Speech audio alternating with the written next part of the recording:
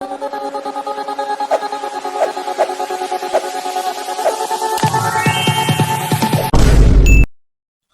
Hello viewers, நான் உங்க PK வந்தாச்சு. ஸோ நம்ம ரொம்ப எல்லாருமே வந்துட்டு எதிர்பார்த்த ஒரு விஷயம் நடந்திருக்கு அப்படின்னு சொல்லலாம்.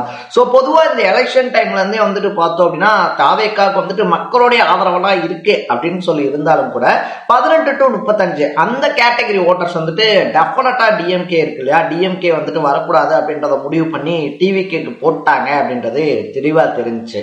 ஆனா அந்த 35+ இருக்காங்க இல்லையா, அந்த 35ல இருந்து 60 வரைக்கும் இருக்கக்கூடிய பழைய ஆட்கள், அதாவது போட்டா திமுக இல்ல அதிமுகவுக்கு தான் போடுவேன் அப்படின்ற இந்த பழைய ஆட்கள் இந்த டைம் யாருக்கு போட்டிருக்காங்க அப்படின்றதுதான் ஒரு கொஸ்டின் மார்க்கா இருந்துச்சு. அதுக்கான விடையா வந்துட்டு பார்த்தோம் அப்படின்னா இன்னைக்கு காலையில இருந்தே ஓட்டு எண்ணிக்கை ஸ்டார்ட் ஆனதுல இருந்தே தாவேக்கா அடிச்சு ஆட ஆரம்பிச்சிருந்துச்சு அப்படின்னு சொல்லலாம். ஸோ ஆக்சிஸ் ஒன் இந்தியா வந்துட்டு சொன்னப்போ வந்துட்டு பார்த்தோம் அப்படின்னா கெக்க புக்க அப்படின்னு சொல்லி இடிச்சவங்க எல்லாம் வாங்கடா வந்து என் காலில் விழுங்கடா அப்படின்ற மாதிரி வந்துட்டு தனிப்பெரும் கட்சியா உருவெடுத்திருக்கு தாவேக்கா. ஸோ மறுபடியும் நாங்க தான் 200+ நாங்க தான், ஓட்டு இருக்கு இல்லையா, கூட்டம் வரவன்லாம் ஓட்டு வாங்கிட முடியாது, விஜய் கூத்தாடி அப்படி இப்படின்னு சொல்லிட்டு பேசின எல்லாரும் இருந்த இடம் தெரியாம போயிருக்காங்க அப்படின்னு சொல்லலாம். அதுவும் அண்ணன் சீமான்லாம் காரைக்குடியில டெபாசிட் கூட வாங்க முடியாத நிலைமைக்கு தள்ளப்பட்டிருக்காரு அப்படின்னு தான் சொல்லணும். சோ விஜய்க்காக போனது, விஜயை பார்க்க போனது வந்துட்டு பார்க்க போன கூட்டம் மட்டும் கிடையாது, அவரை சிஎம்மா உருவாக்க போன கூட்டம் அப்படின்றது நிரூபிக்கப்பட்டிருக்கு அப்படின்னு சொல்லலாம். இதை விட ஒரு ஹைலைட் என்ன அப்படின்னு சொல்லி கேட்டோம் அப்படின்னா பல முன்னாள் அமைச்சர்கள், ஏன் முதலமைச்சரே தோற்கடிக்கப்பட்டிருக்காரு அப்படின்னு தான் சொன்னோம். கொளத்தூர் வந்துட்டு என் கோட்டடா, கொளத்தூர் வந்துட்டு என் குழந்தை மாதிரி அப்படின்லாம் வந்துட்டு என்னதான் சென்டிமெண்டா பேசினாலும் கொளத்தூர் தொகுதி மக்களே முன்னாள் முதலமைச்சரான தீய சக்தி ஸ்டாலின் இருக்கார் இல்லையா, அவரை நம்ப மாட்டோம் அப்படின்ற முடிவெடுத்து அவருக்கு அகைன்ஸ்டா ஓட்டு போட்டிருக்காங்க அப்படின்னு தான் சொல்லணும். திருச்சி எங்க கோட்டை, சென்னை எங்க கோட்டை அப்படின்னு சொல்லிட்டு ஆணவத்துல ஆடிக்கிட்டு இருந்த திமுகக்கு தாவேக்கா கையில திருச்சியையும் சென்னையையும் தாரை வார்த்து கொடுத்திருக்காங்க தமிழக மக்கள் அப்படின்னே சொல்லலாம்.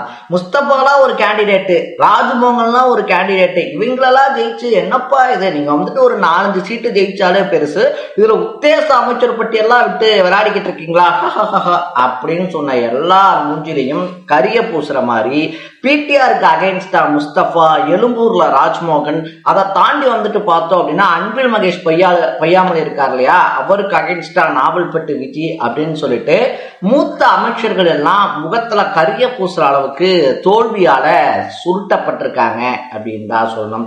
எப்பயுமே நான் தான், நம்ம தான், நம்மளை தாண்டி எதுவுமே நடந்துராது அப்படின்னு சொல்லிட்டு ஒரு ஆணவம் இருந்துச்சு அப்படின்னா அது அழிவுக்கான ஒரு வழி அப்படின்னு சொல்லுவாங்க இல்லையா.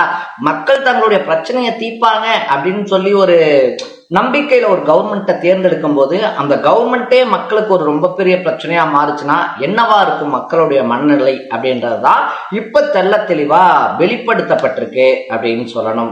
உங்க அண்ணன் பெரம்பூர்ல ஆர்டி சேகரை தாண்டி ஜெயிச்சிருவாரா, சென்னையில வந்துட்டு பார்த்தோம் அப்படின்னா திமுகவை தாண்டி ஒரு கட்டமைப்பு இருக்கா, எம்ஜிஆர் ஜெயலலிதாவே சென்னையில திமுக அகைன்ஸ்டா ஜெயிக்கிறதுக்கு எப்படி முக்குவாங்க முணங்குவாங்க தெரியுமா அப்படின்னு சொல்லி பேசின எல்லாரோட வாயிலையும் தூக்கி வச்ச மாதிரி, அதாவது ஸ்வீட்டை தூக்கி வச்ச மாதிரி வந்துட்டு பார்த்தோம் அப்படின்னா சென்னை தாவேக்காவுடைய கோட்டையா மாறி இருக்கு அப்படின்னு தான் சொல்லணும். புஷ்டி ஆனந்தா எப்ப அவர் இட்டுன்னு வர ஒருப்பா, அவர்லாம் வந்துட்டு டீனர்ல ஜெயிக்க முடியுமான்னு சொல்லி கேட்டவங்களுக்கு 10,000 ஓட்டு வித்தியாசத்துல ஜெயிச்சு காட்டியிருக்காரு புஷ்டி ஆனந்த். சோ இது எல்லாமே வந்துட்டு பார்த்தோம் அப்படின்னா கேண்டிடேட்ஸினுடைய வெற்றியா அப்படின்னு சொல்லி கேட்டோம்னா டெஃபினட்டா கிடையாது அப்படின்னு தான் சொல்லணும்.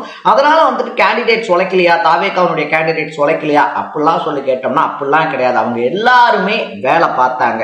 ஆனா இந்த வெற்றிக்கான காரணம் ஒரே ஒரு ஆள் தான் அப்படின்னு சொல்லலாம். அது த ஒன் அண்ட் ஒன்லி நடிகர்னு சொல்றதை விட முதலமைச்சர் விஜய் அப்படின்னு தான் சொல்லணும். ஏன்னா அதிமுக திமுக அப்படின்னு சொல்லிட்டு இன்னொரு பக்கத்துல பாஜகன்னு சொல்லி மாறி மாறி மாறி மாறி ஒரு ப்ரெஷர் அப்படின்றத கிரியேட் பண்ணும் போதும் கூட மக்கள் மேல நம்பிக்கை வச்சு என் மக்கள் வந்துட்டு என்னை கைவிட மாட்டாங்க, நான் வந்துட்டு மக்கள் கிட்ட போறேன், மக்கள் கிட்ட நான் நேரா பேசிக்கிறேன், மீடியாட்ட பேசணும், பிரஸ் மீட் கொடுக்கணும், பேட்டி கொடுக்கணும், எதுவுமே கிடையாது. இப்ப நான் வந்துட்டு உங்களுக்கு பேட்டி கொடுக்குறேன், பிரஸ் மீட் கொடுக்குறேன்னு வந்தா அதை திருச்சி ஒரு 10 விஷயத்தை உருவாக்குவீங்கன்னு சொல்லிட்டு 1 to 1 மக்கள் கிட்ட மட்டுமே பேசி மக்களுடைய மனசை மட்டுமே பிடிச்சு இன்னைக்கு ஆட்சி அதிகாரத்தை பிடிக்கக்கூடிய அளவுக்கு வளர்ந்திருக்காரு விஜய் அப்படின்னே சொல்லலாம்.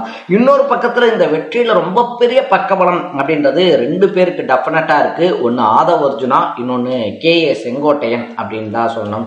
சோ விஜய் அவர்கள் வந்துட்டு அரசியலுக்கு வரணும் அப்படின்னு சொல்லி களத்துக்கு வந்துட்டாலும் கூட அவரை சரியா வழிநடத்தக்கூடிய அந்த ஒரு பொறுப்பு அப்படின்றது இருக்கு இல்லையா, அத ஆதவ் அர்ஜுனாவும் KA செங்கோட்டையும் தன்னுடைய தோள்கள்ல தூக்கி சுமந்திருக்காங்க அப்படின்னே சொல்லலாம். சோ அந்த தூக்கி சுமந்து விஜய் அவர்களை நல்ல ஒரு வழிகாட்டுதலோட கூட்டிட்டு போனதுக்கான வெளிப்பாடு தான் வந்துட்டு பார்த்தோம் அப்படின்னா வெளிப்பாடு தான் வந்துட்டு அந்த 30க்கும் மேற்பட்ட சதவிகித ஓட்டுகள் அப்படின்றது.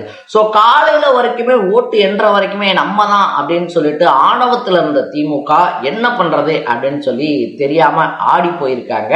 மே 4ஆம் தேதி வந்துட்டு இவங்க என்ன சொல்லுவாங்க தெரியுமா, ஒண்ணு காமராஜரையே தோக்கடிச்ச ஊர் பாம்பாங்க, அண்ணன் வந்துட்டு 20% ஓட்டு வாங்கினதே பெருசு அப்படிம்பாங்க, 26 ஓட்ட விட்டதை 31ல புடிச்சுக்கலாமாங்க அப்படின்னு சொல்லிட்டு நேத்து நைட்டு வரைக்குமே வந்துட்டு டிவிகேவை பத்தி விமர்சனம் பண்ணிக்கிட்டு இருந்த ஆளுகள் இன்னைக்கு எங்கன்னு சொல்லி தேடக்கூடிய அளவுக்கு தலைமறைவாயிருக்காங்க. அதுல நம்ம அண்ணன் சாட்டை துறைமுருகன்லாம் எங்க போனாப்லனே தெரியல மனுஷன், அப்படியே வந்துட்டு மன உளைச்சல மருந்து இருந்து குடிச்சு தொலைஞ்சிராதரா அப்படின்னு சொல்லி நம்ம சொல்லக்கூடிய அளவுக்கு வந்துட்டு அப்படி ஒரு டிப்ரெஷன்ல இருக்காரு அப்படின்னு சொல்றாங்க. இதை தாண்டி வந்துட்டு கூட்டணிக்கு வர்றவங்களுக்கு ஆட்சியில பங்கு தரும் அப்படின்னு சொல்லி பெரிய மனசோட சொன்னப்பையும் நாங்க இருந்தா திமுகவோட தான் அப்படின்னு சொன்ன காங்கிரஸ், BCK, கம்யூனிஸ்ட், தேமுதிகன்னு சொல்லி எல்லாரும் இப்ப வாயில வயிற்றுலயும் அடிச்சுக்கிட்டு இருக்காங்களாம். என்னதான் வந்துட்டு 4-5 தொகுதியில ஜெயிச்சிருந்தாலும் விஜய் கூட போயிருந்தா இந்நேரம் அமைச்சரவையில இடங்க, துணை முதலமைச்சர் பதவி தரேன்னு சொல்லி கூப்பிட்டாங்க, வீணா போடவங்க இவங்க பேச்ச கேட்டு மறுபடியும் ஆட்சிதான் கேட்டு இந்த பக்கம் வந்துட்டோமே அப்படின்னு சொல்லிட்டு நொந்துகிட்டு இருக்காங்களாம். இதெல்லாம் விட ஒரு படி மேல காங்கிரசினுடைய தலைவரான ராகுல் காந்தி இருக்கார் இல்லையா, இதுக்குதாண்டா அப்பயே படிச்சு சொன்னேன் விஜய் கூட வந்துட்டு போயிடலாம், அது வந்துட்டு அடுத்து வரக்கூடிய MP எலெக்ஷன் இருக்கு இல்லையா, மக்களவை எலெக்ஷன், அப்பயும் வந்துட்டு அவரை வச்சே தமிழ்நாடு, கேரளா, ஆந்திரா, கர்நாடகா 4 ஸ்டேட்டை கவர் பண்ணிடலாம்னு சொன்னேன். இந்த செல்வ பெருந்தகை ஒருத்த பண்ண பிரச்சனை ஒரு ஒட்டுமொத்த எலெக்ஷன் ரிசல்ட்டையுமே மாத்தி விட்டுருச்சு. துணை முதலமைச்சர் பதவி 40 சீட் MLAன்றது நீ எப்படா கிடைக்கும் அப்படின்னு சொல்லி நொந்துகிட்டு இருக்காராம். எது எப்படியா இருந்தாலும் சரி 67க்கு அப்புறமா அண்ணாக்கு அப்புறமா ஒரு தனிப்பெரும் சக்தியா உருவெடுத்திருக்காரு நம்ம அண்ணன் விஜய் அப்படின்னே சொல்லலாம். உண்மையாவே நம்ம குடும்பத்துல இருக்கக்கூடிய ஒருத்தர் ஜெயிச்சா என்ன ஒரு சந்தோஷம் இருக்குமோ, நம்ம கூட இருக்கக்கூடியவங்க ஒருத்தர் ஜெயிச்சா என்ன ஒரு சந்தோஷம் இருக்குமோ, டெஃபினட்டா எனக்கு அந்த சந்தோஷம் இருக்கு.